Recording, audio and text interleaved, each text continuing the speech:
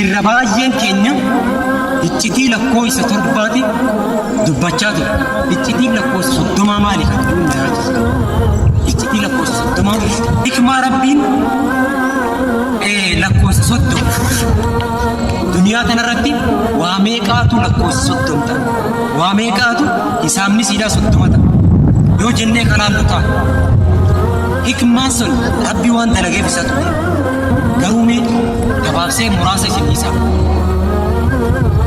Jalqaba Qur'aanni rabbii juuzii soddoma.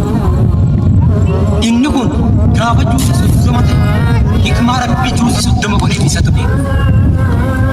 Maaliif kan hoogaan jiru? Inni biraan maas baatiin lakkoofsi ilmi namaa isaa fudhatu soddoma. Juuziin Quraanaa soddoma ture. Hikmaa rabbii juuza kana soddoma godhee samaawaata keessaa duratti buusee jiru. Ammas lakkoofsi baatiidha soddomatti isaaf. Lakkoofsi ji'ootaa soddoma. Inni biraan maas akkasumatti ilaali. Fikiraa waan rabbiin isa kana soddoma godheef hin beeknutu. Inni biraa ramadaanni ilma namaa dilirraa zambiisarraa xaaharu sun soddoma lakkoofsi isaa. Inni kunis soddoma gaafa ta'eetu hikmaa wayiitiif rabbiin soddoma. Inni biraan maas gaafa inni kun soddoma ta'e argamu. Inni biraan afaana ture. Ilkaan ilma namaa yeroo isaa soddoma.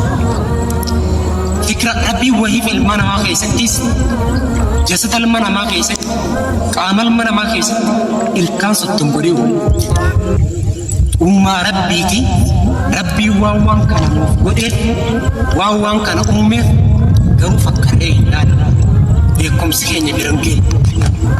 Beekumsa rabbiin akkuma samii bal'isee uumetti, akkuma dachii ifee uumetti, akkuma aduu baasee dhiisisutti kanaas wahiif. Inni biraa kan isin jiru wantoota soddoma jedhamee maqaan isii dubbatamu. Wantoota soddomi jennee nuti isaaf gannu yoo kan beektan jiraatte asumaan akkatti guuttaniin isin gaafata. Maaliif soddom jechuu malee soddomni sun waan irraa bakka buute hin beeku hin hubannuus. Soddomiif yoo daballa ta'e akka gaafa Quraanni juuziin isaa soddoma ta'ee dubbatamu hizbiin Quraanaa yoo deebitu meeqa ta'ee dubbatamu dachaa sanii ta'ee dubbatamu. Rabbiin lakkoofsa soddoma uumee yookaan lakkoofsa soddoma akka nuti itti saaphannu akka nuti itti fayyadamnu godhee faallaa sanii baay'ee si'aawwa. Wassalaamu alaikum warahmatullahi wabarakatuh.